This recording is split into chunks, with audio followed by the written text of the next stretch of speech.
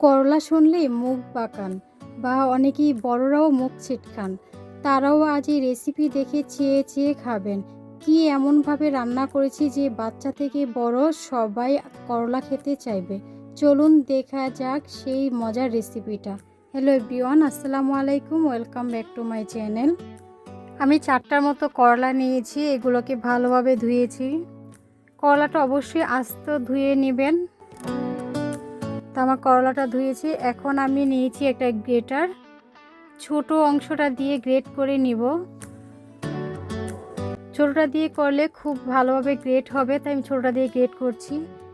এই রেসিপি যখন আপনারা খাবেন অবাক হয়ে যাবেন, এটা কি করলা দিয়ে তৈরি করা হয়েছে না অন্য কিছু। এতটাই সুস্বাদু এই রেসিপিটা। অনেকেই জানেন না এই রেসিপিটা কিভাবে তৈরি করতে হয়। একদম সহজভাবে ঘরে থাকা অল্প উপকরণ দিয়ে একটা মজার রেসিপি হবে। বাচ্চা থেকে বড় সবাই চেয়ে চেয়ে খাবে এত মজার রেসিপি। এই তো আমার গ্রেট করা হয়েছে সবগুলো, দেখুন কতটা সুন্দর সবুজ কালার হয়েছে। উপরে যে শক্ত বিচিগুলো রয়ে গেছে আস্ত, সেগুলোকে আমি একটু বেছে নিব।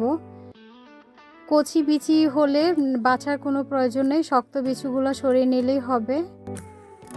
তা আমি এগুলাকে ফেলে দিব বিচিগুলা।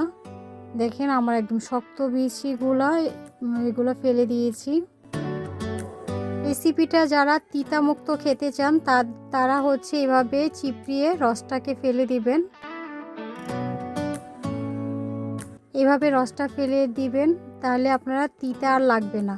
আর যারা তিতা লাভার, তিতা পছন্দ করেন, তাদের এভাবে ফেলে দেওয়ার কোনো প্রয়োজন নেই, রসটা রেখে দিতে পারেন। দেখেন আমার এই পানিটা এবার ফেলে দিব, কারণ এটা আর পরবর্তীতে ব্যবহার করব না। আপনারা চাইলে ব্যবহারও করতে পারেন। আমি এভাবে চিপড়ে নিয়েছি। এই তো আমার করলা কতটা সুন্দর। এখন চুলাতে চলে যাব।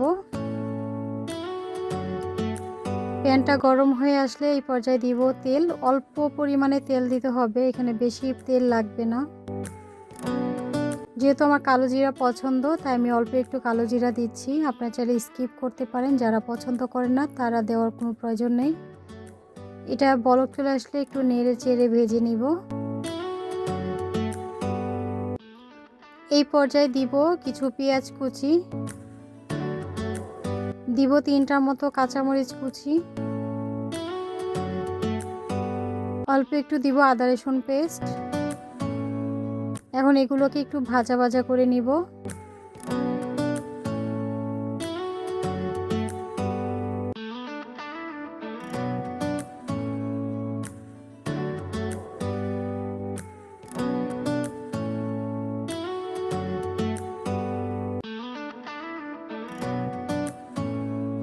আমার পেঁয়াজ ভাজা হয়েছে, একদম ব্রাউন হয়ে গেছে। এই পর্যায়ে দিয়ে দিব গ্রেট করা করলা, দিব স্বাদ মতো লবণ, হাফ চামচ দিব হলুদের গুঁড়া, 1 চামচ মরিচের গুঁড়া, হাফ চামচ দিব ধনিয়ার গুঁড়া, হাফ চামচ দেব জিরে গুঁড়া। এখন মশলার সঙ্গে করলাটাকে ভেজে নিব কিছুক্ষণ।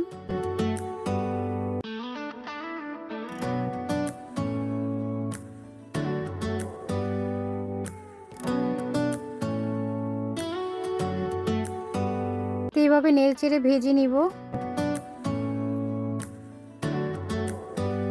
কতটা সুন্দর কালার হয়েছে।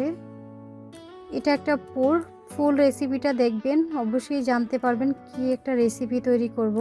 এখন ঢাকনাদার ঢেকে কিছুক্ষণ রেখে দিব।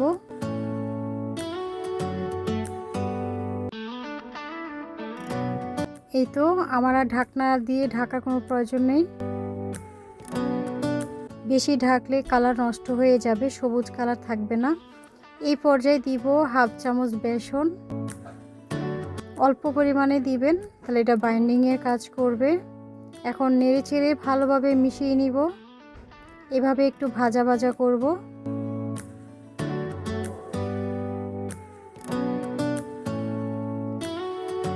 অল্প একটু পানি দিব,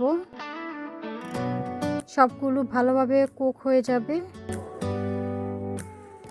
এখন নাড়ায় রাখবো এটাকে।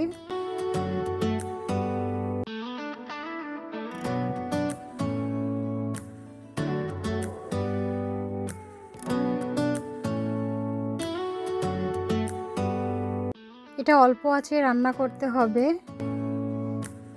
এভাবে নেড়েচেড়ে ভালোভাবে মিশিয়ে দিব। এখন 1 মিনিটের মতো ঢাকনাটা ঢেকে রাখবো।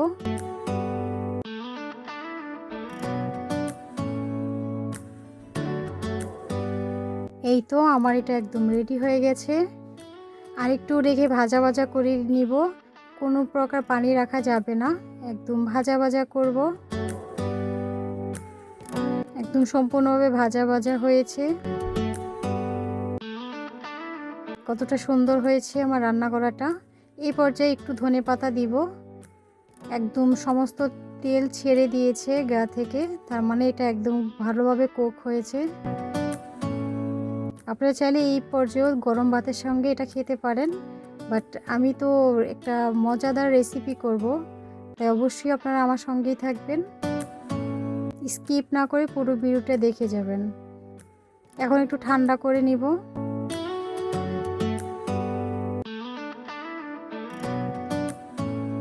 চুলাতে প্যান বসিয়ে দিয়েছি। এখন অল্প একটু তেল দিব।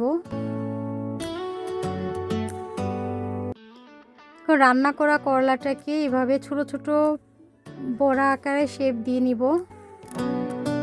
এই তো আমার এটা হয়েছে। এখন আমি তেলের মধ্যে দিয়ে দিব। এটা শ্যালো ফ্রাই করব, তাই অল্প তেল দিয়েছি। আপনারা চাইলে ডুবো তেলও ভাজতে পারেন। এইভাবে নতুনভাবে ইউনিকভাবে বাসায় এই রেসিপিটা করে দিতে পারেন। বাচ্চা থেকে বড় সবাই অনেক মজা করে খাবে। এই রেসিপিটা যখন তৈরি করে বাচ্চাদেরকে দিবেন, গরম ভাতের সাথে সার্ভ করবেন, বুঝতেই পারবে না এটা করলা দিয়ে তৈরি করা হয়েছে। খুবই মজার আর খুবই লোভনীয় একটি রান্না হয়েছে, বা বড়া বলেন, পেঁয়াজু বলেন, যাই বলেন না কেন, খুব পছন্দ করবে সবাই খেয়ে। তা আমি এভাবে উল্টে পাল্টে ভেজে নিচ্ছি।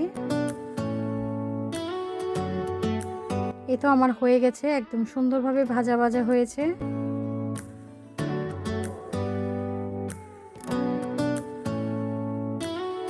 একদম মুচমুচে করে ভেজে নিয়েছি। আমি এখন তুলে নিচ্ছি।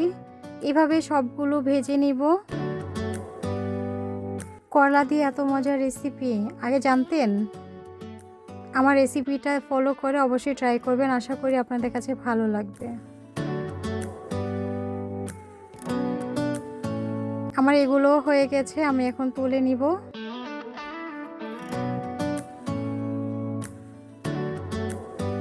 এই তো আমার ভিডিওটা এই পর্যন্তই। সবাই ভালো থাকবেন।